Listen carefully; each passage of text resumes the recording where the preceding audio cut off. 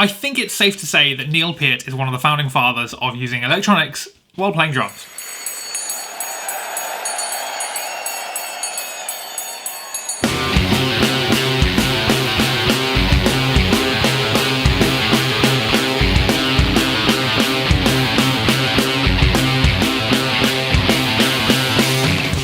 From using Akai samplers that you have to have physical hard drives to change out the samples, all the way to custom fancy Roland electric kits. There's a lot to unpack with all of it, and if we wanted to replicate it, how much would that cost? So like I said, there's a lot to unpack with Neil Peart, and he's called the Professor for a very good reason. So if we go back to when he first started with Rush, back in about 1974, there weren't many electronics available, so he used a lot of physical percussion. You see that with the glockenspiel, the big bells, things like that. And then that's where we hit the 80s, where Simmons pads became popular and became a thing.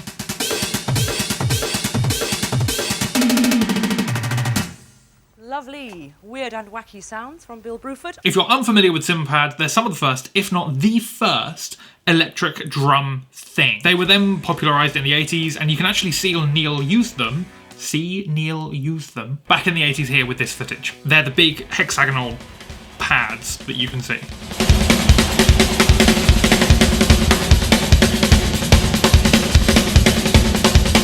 So this was then in addition to the percussion that he already used, so now you've got a real hybrid kit in the 80s. And that's one thing that's amazing about the Professor, is that he uses this because he wants to achieve some sounds, not necessarily because it's the newest and greatest thing. He's got a vision, he wants to get that vision, and this is just a tool to do that. Now what's really interesting is that he also took this and found different brands and had custom things. Let's take his red Tama, the Art Star, in Candy Apple Red, and in between the toms he had what's called a Sydney pad, something I hadn't heard of before making this video. Think of it like a mini PD8, like a rubber pad that's smaller than a PD8 and will just sit hidden away in his toms. And it's stuff like this that was amazing. Like I said, he had a vision and he wanted to achieve that. As you can tell, it wasn't with a specific brand. He had percussion, he had Simmons pads, he had a Sydney pad. It's all an amalgamation of stuff so he can achieve the Rush sound. Now, before I move on to the modern stuff, I have to point out the pink kit. Look at this.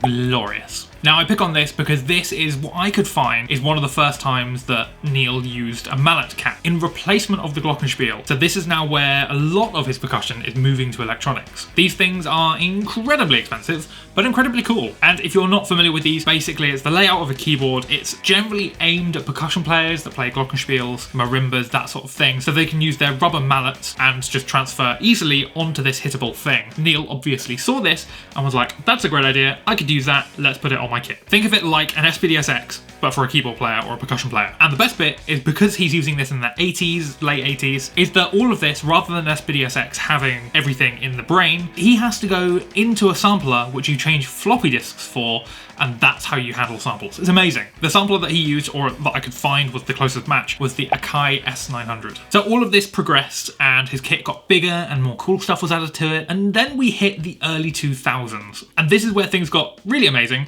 because this is probably Neil's most famous kit, the Time Machine. And I couldn't make a video on hybrid drums without talking about the Time Machine. And yes, this is the one that spins.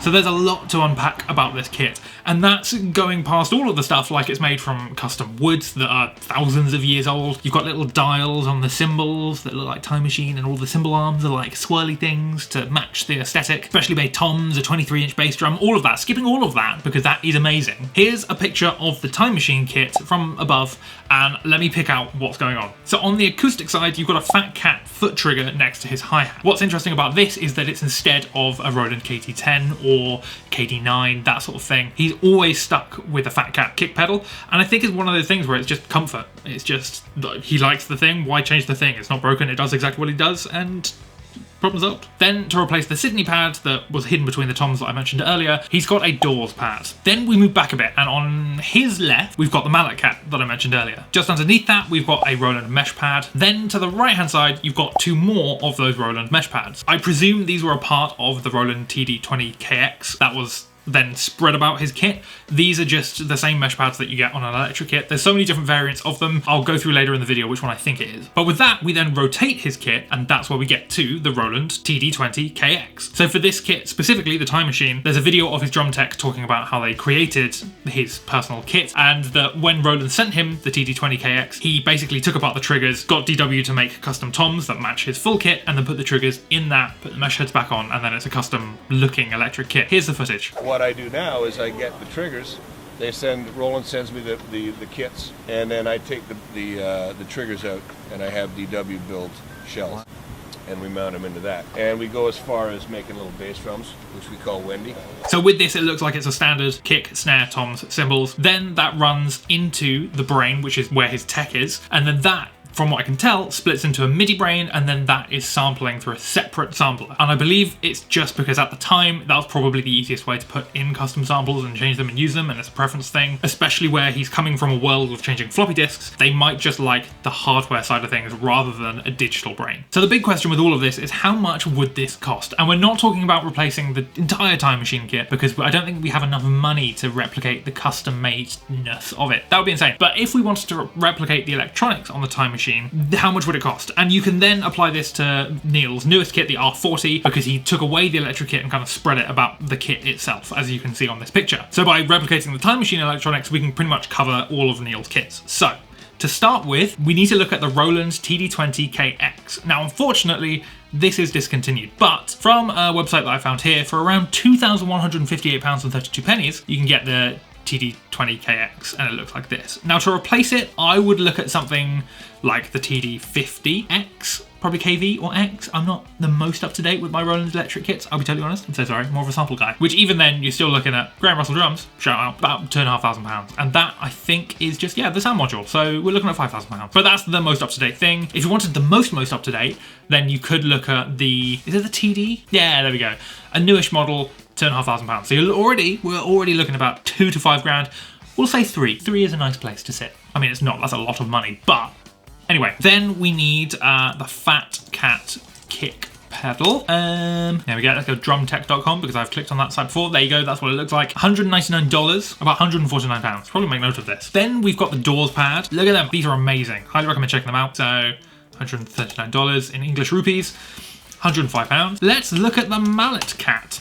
This is not a cheap product. I think it's the Express that he uses. Yeah, 2 octaves. That sounds about right. That looks about right. Ooh, these are fancy now. But where can I buy one? There's one in there for reverb for £1,200. Mallet Cat from Thomann. 8.5, that's probably the closest we're gonna get. So £3,000, that's a lot of money. And then the only last thing we have remaining are the 3 mesh pads, one next to his Mallet Cat and then 2 on his right hand side. I mentioned earlier in the video that I wasn't sure exactly the model, so I'm still not sure. So I'd get one that you just kind of find on an electric kit. And for me, I'm going to go for the Roland PDX 100. That's not how you spell Roland. Roland PDX 100. Looks about right, probably not exactly the same, but we can get it. 193 there, 170 on Amazon, but I feel bad buying something on Amazon, but we can get it for 170, so times 3. So that's the TD50 because the TD20 isn't available. And we're sitting about £3,000 for that because you could get the module and then the thing, or you could spend £5,000 and get the whole kit. They are very customizable. So there we go. So anyway, plus the Fat Cat, which is 150. Then the Doors triggers, which was 105. And the Mallet Cat, which is ridiculously expensive, but it's a very good product, 3,799. And then finally the PDX 100s, the mesh pads, 510, and that equals a very cheap, very accessible £7,564. And that's just the electronics on his kit. So if you've got a spare £8,000, then you can replicate exactly what Neil Peart is using. Actually, no, you can't, because he's then using a MIDI interface and then a sampler as well as that.